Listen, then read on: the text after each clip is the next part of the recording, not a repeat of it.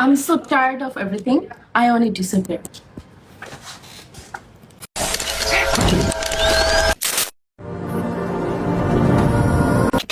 ইয়া, আচ্ছা যাই হোক, বলেছি যে ডিসঅ্যাপিয়ার হয়ে যাব, তো যেই কথা সেই কাজ। আমরা সব কলিগরা মিলে চলে যাচ্ছি কোথায়? নেপালে। এখানে হচ্ছে ইমিগ্রেশন একটা পার্ট ছিল, সবাই ইমিগ্রেশনের পার্টির জন্য লাইনে দাঁড়ায় আছি, আর এখানে আমি তিরিং বিরিং করতেছিলাম। এরপর হচ্ছে আমরা কার্ডের একটা স্টেপ ছিল, এখানে আমরা একটু বুফে করে নিলাম, বুফিতে খেয়ে নিলাম মেনলি। দেন আমাদের হচ্ছে ফ্লাইটের টাইমটা ছিল মেনলি 12টায়, বাট ওইটা হচ্ছে কিছুক্ষণ পরে আমাদের জানানো হয় যে আমাদের ফ্লাইটটা হচ্ছে 1টা 30-এ। তো আমরা এখানে ওয়েট করতেছিলাম। একটু পরে হচ্ছে আমাদের ফ্লাইটের টাইমটা হয়ে গেল। তো আমরা এরপরে চলে গেলাম ফ্লাইটের জন্য। বাই দ্য এখানে না আকাশটা মেঘ করতেছিল, যেহেতু এইবারে ওয়েদারটা ছিল রেইনি ডে, আমরা ওই রেইনি বৃষ্টির সময়টাই হচ্ছে প্লেনে আল্লাহ বিল্লাহ করতে করতে চলে গেছি যে যা হওয়ার হয়ে যাবে, নেপালে গিয়ে বৃষ্টি না পাইলেই হলো। এরপর হচ্ছে হাঁটি হাঁটি পা পা করে আমরা প্লেনের ভিতর ঢুকলাম। এখানে একটা ইন্টারেস্টিং ব্যাপার হচ্ছে, সেটা হলো যে আমরা 13 জন ছিলাম কলিগ, তো 13 জনই আমরা উইন্ডো সিট নিয়ে নিছি। অনলাইন থেকে 13 জন 13টা সিটে বসছি, কেউ কারো পাশে বসি নাই। মানে একটু ভয় লাগতেছিল, নার্ভাসনেস কাজ করছিল, but it was interesting. So একটু পরে আমাদের প্লেন শাই শাই করে উপরে উঠে যায়। এখান থেকে মেঘটা দেখতে অনেক সুন্দর লাগতেছিল। আর যখন মেঘটা কেটে উপরে উঠতেছিল তখন হচ্ছে প্লেনটা না কাঁপতেছিল অনেক বেশি। আর আমরা একটু ভয় পাইতেছিলাম, কারণ প্লেনে ওঠার আগে বাইরে 1টা 30-এ ছিল কিন্তু আমাদের ফ্লাইট বললাম।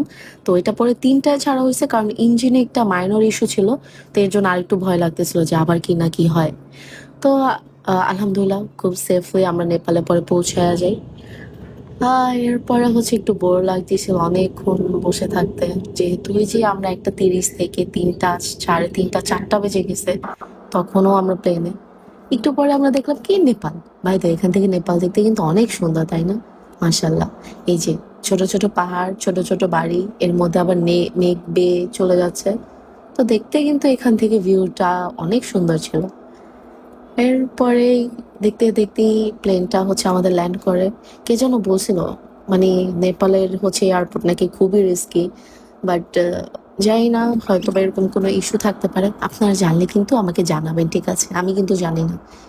এরপরে না নেপাল এসে দেখি যে এইখানেও বৃষ্টি হইতেছে। মোটটা পুরো 13টা বাজে গেছে যে কেন বৃষ্টিটা হইতেছে। পরে কি করলাম, আমরা এখানে এয়ারপোর্টে আমাদের লাগেজ নিয়ে নিলাম সবাই লাইনে দাঁড়িয়ে।